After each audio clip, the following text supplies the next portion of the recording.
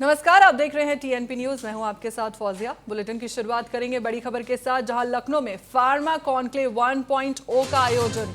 CM Yogi Adityanath करेंगे उद्घाटन। केंद्रीय मंत्री जेपी नड्डा वर्चुअली संबोधन करेंगे।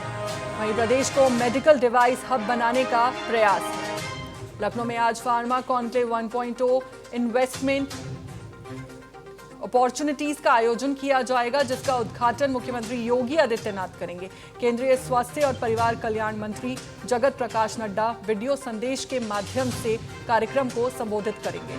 आपको बता दें कि कॉन्क्लेव उत्तर प्रदेश खाद्य सुरक्षा एवं औषधि प्रशासन और इन्वेस्ट यूपी के संयुक्त तत्वावधान में आयोजित होगा। ये कार्यक्रम राज्य को फार्मास्यूटिकल्स और मेडिकल डिवाइस हब बनाने के योगी सरकार के प्रयासों का हिस्सा है। इसमें प्रमुख फार्मा कंपनियों और उद्योगपतियों की भागीदारी होगी, जिनमें Ramco group, cent pharma, Mankind pharma शामिल हैं।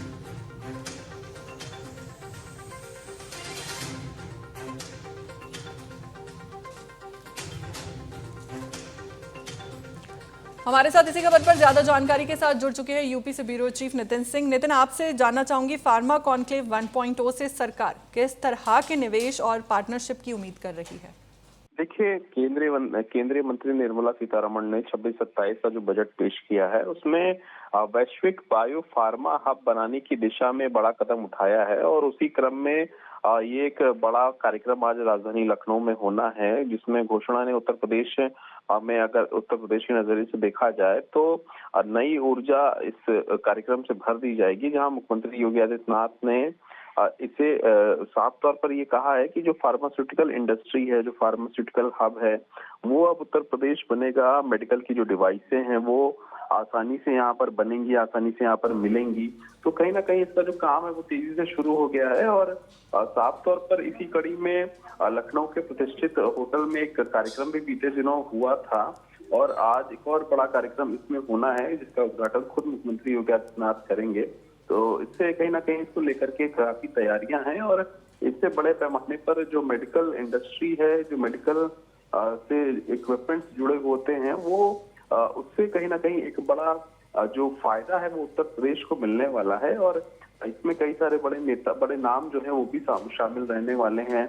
और साफ तौर पर अगर देखा जाए, जिसमें दिलीप सांघवी जो कि सन फार्मा के चेयरमैन हैं, पंकज आर पटेल जो कि जाइडस फार्मा के जो चेयरमैन है वो मौजूद रहेंगे, रमेश जुनेजा रहेंगे जो कि मैनकाइंड फार्मा के चेयरमैन हैं, सतीश रेड्डी रहेंगे जो कि रेड्डीज लेबोरेटरीज के चेयरमैन है। तो इससे बड़े नाम जो है वो शामिल होने वाले हैं। और कहीं ना कहीं साफ तौर पर 1 ट्रिलियन इकोनॉमी का जो लक्ष्य रखा गया है उसको भी पूरा करने का, उसको पाने का एक प्रयास जो है वो उसके लिए भी कहीं ना कहीं आज से प्रयास जो है वो शुरू हो जाएगा। जी नितिन, आपसे साथ ही ये भी जानना चाहूंगी कि अगर ये योजनाएं जमीन पर उतरती हैं तो इसका असर प्रदेश के हेल्थ इंफ्रास्ट्रक्चर और रोजगार पर कैसे पड़ सकता है? देखिए, साफ तौर पर अगर देखा जाए तो जिस तरह से जो बजट पेश हुआ है, केंद्रीय बजट, उसमें ही कहा गया है कि उत्तर प्रदेश में या फिर देश में जो फार्मा इंडस्ट्री है या फिर उससे जुड़ी हुई जो प्रमुख दवाएं हैं, जो गंभीर बीमारियों की दवाएं हैं, उसमें उनके जो दाम है उनको कम किया जाएगा। और इसी तरह से अगर देखा जाए तो जो बायो फार्मा फंड से भारत ग्लोबल हब बनने के लिए प्रयास कर रहा है, और उत्तर प्रदेश इस दिशा में पहले से ही तैयार था।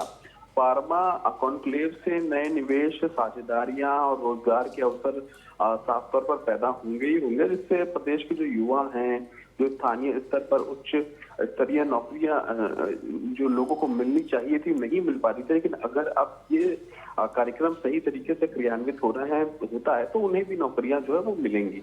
तो कुल मिलाकर के उत्तर प्रदेश में जो फार्मा का क्षेत्र है वो नई ऊंचाइयों पर जाने जाएगा। और ये एक ऐतिहासिक कदम बताया जा रहा है। और इससे कहीं ना कहीं जो उत्तर प्रदेश का जो फार्मा हब है वो भी बेहतर होगा, और लोगों को रोजगार भी मिलेगा और निवेश भी आएगा।